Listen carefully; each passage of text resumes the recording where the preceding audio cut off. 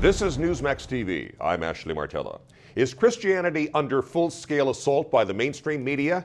Our guest apparently feels that way. In fact, she's written a book about it. It's entitled Losing Our Religion, The Liberal Media's Attack on Christianity. S.E. Cupp is a conservative political commentator, writer, and author, and she's a Newsmax contributor. We welcome her to Newsmax. Nice to have you with us, S.E. Hey, it's great to be here. Okay. Why do the media hate Christianity, in your opinion? Oh, I think that's a really big and complicated question. I think for many reasons. I think the liberal is politically left. I think the media is socially secular and increasingly so. And I think the judgment and the morality inherent in Christianity, or really any religious system, is really threatening to a secularist movement like the media. If the media can go on being unjudged, then I think that makes them fairly happy. And once they sort of give an imprimatur to Christianity, it's as if they're saying, feel free to judge away. And I think that's the last thing they want. S.E., where is the evidence of the media's disdain for Christianity most profound? Oh gosh, it's everywhere. And frankly, I mean, I knew what I was getting into when I started researching this book, but I did not know the scope and scale until I really got into this. It's not just the New York Times and CNN and MSNBC, places you'd expect. It's, you know, on the blogosphere, it's online, it's the Huffington Post, it's Salon.com, it's USA Today, it's radio, it's everywhere. You really have to look hard not to find it. Some of the worst offenders would be Salon.com. CNN is pretty bad. The New York Times is pretty bad only because of the clout and influence that paper has. You would expect them to be a bit more responsible. MSNBC is terrible. Some of the talking heads there, like Keith Olbermann, Rachel Maddow, Chris Matthews, I mean, these guys really have it out for Christianity. You say you're an atheist. What motivated you to write a book so strongly defending Christianity? Well, I am an atheist, but I'm not one of those militant atheists. I simply don't believe. But I envy the faithful. My father's a born-again Christian. I know lots of Christians and lots of Jews and Muslims. And I've always defended religious freedom. I'm grateful for mine, and I'm grateful for everyone else's. And I defend especially Christianity in this country because it seems to be under attack. And I really just am bothered by the idea that the media has taken a side in this fight. I'm really bothered as a writer, as a member of the press, I'm really bothered that the Fourth Estate has become so openly hostile to 80% of the country. I mean, this is a huge majority. And forgetting Christianity, 90% of the country believes in God. To go after a majority like this means that they're really no longer a representative media. They don't deserve to be called mainstream. You say Obama has an affinity for radical Marxist theology. Could you explain that, please?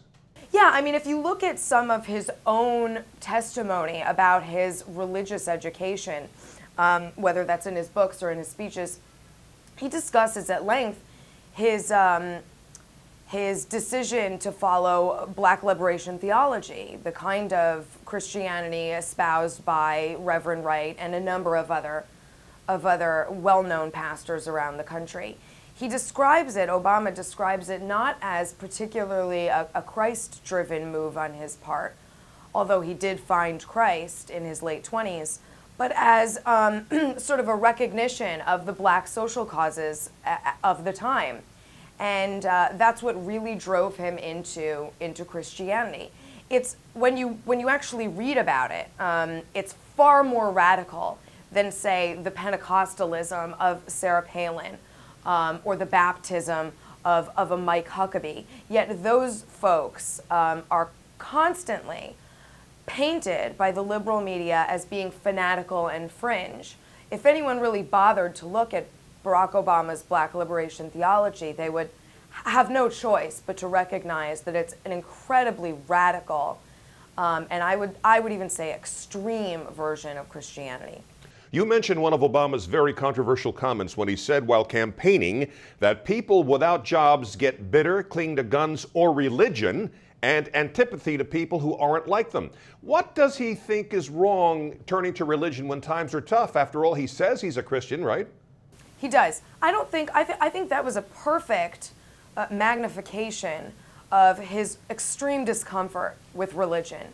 I think his is a very confused and muddled version of Christianity, and I don't think it's a visceral expression of faith. Comments like that, trying to elevate atheism to the same playing field as Christianity or Islam or Judaism when they have nothing to do with atheism, I think shows a real discomfort, a real confusion about the role that faith plays, especially in American culture. I think he doesn't get it, and the reaction to these kinds of comments, I think, often catch him completely off guard. All right, Obama made a comment that raised quite a few eyebrows this past week when he commented at the end of the nuclear arms summit, referring to the United States, whether we like it or not, we remain a dominant military superpower. Is there something very telling about Obama in that statement? Yeah, absolutely. I think for Obama, the idea of American exceptionalism is sort of a boogeyman, is sort of something to run from. I think past presidents, Democrat and Republican, have always rightly understood that American exceptionalism is something to be proud of. What I've never understood is the people, I think Barack Obama included, who say, well, democracy is great. We're so grateful for democracy. Yet the idea of bringing democracy to the rest of the world is somehow seen as interventionist and inappropriate and warmongering or arrogant, something to apologize for. Well, if it's good enough for us, then it should be good enough for everyone, and we should want it for the world. But I think that Barack Obama's worldview dictates that our quantum supremacy is something to sort of shove under the rug. S.E., in a blog, you note Tina Fey's now resumed parody of Sarah Palin. Now, why do you think Palin is such a lightning rod for the liberal media? I think for many reasons. One, the liberal media always has a difficult time dealing with pretty conservative women. They just don't know what to make of it. She can't be that smart because she's too pretty. She can't be this, galvanizing because she's too dumb. I mean, they really don't know what to make of that ever. Two, I think they're frustrated by the fact that this is a self-made woman. They spent 8 years telling us that George W. Bush was this nepotism experiment gone wrong. Well, here's a woman who came from nothing, who worked her way up to become a successful wife and mother, had an amazing political career, the first female governor of Alaska and the youngest. This is unequivocally an accomplished woman, and the right kind of accomplished woman, if you ask the liberal media, the kind that did it on her own. That really bothers them because they really dislike her policies. Minnesota Representative Michele Bachmann is another female political figure liberals love to hate. You can see the vitriol posted on various blogs after somebody runs a story about her. Why do you think conservative women seem to draw such vicious comments from people on the left? I think it takes a lot of courage in today's day and age to stand up like Michele Bachmann and Sarah Palin have and say, look, I believe that there's a traditional role for the family. I believe in traditional values. I'm a proud Christian. That is an act of courage today, sadly. And I think that the liberal media wants to position a Bachmann or a Palin as somehow backwards or lost in time, sort of unsophisticated, and a relic. Conservatism rightly resists the changing tides and the changing social mores. The whole idea of conservatism is to preserve what we think is good.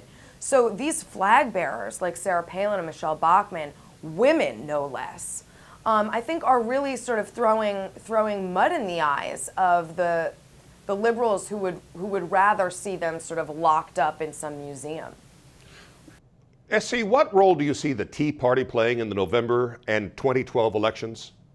You know, it's interesting, and I don't think they know yet. And that could either be great, because sometimes having a lot of different ideas and a lot of different plans of action can be a great thing. Sometimes it can be a death knell. I think that the Tea Partiers have been great at sort of picking out really good conservative candidates, whether they're just conservatives or Republicans, and drawing a national spotlight to candidates that they think are towing the right line. I also think the Tea Partiers are great at galvanizing the base and saying, look, you don't have to be alone. We're independents, we're liberal, we're conservatives. What we care about is freedom and the bottom line. We're sick of profligate spending. We're sick of government intrusion. These are messages that speak to everyone. So I think they're a great messenger for those messages that sometimes get lost when they come from, say, you know, the GOP or the RNC or some kind of large, faction. S.E. Cupp, again, the title of the book, Losing Our Religion, the Liberal Media's Attack on Christianity. Good luck with the book. Thank you for speaking with us, and we'd like to invite our Newsmax viewers to check out your blog on our website. Thank you. And thank you for watching Newsmax TV.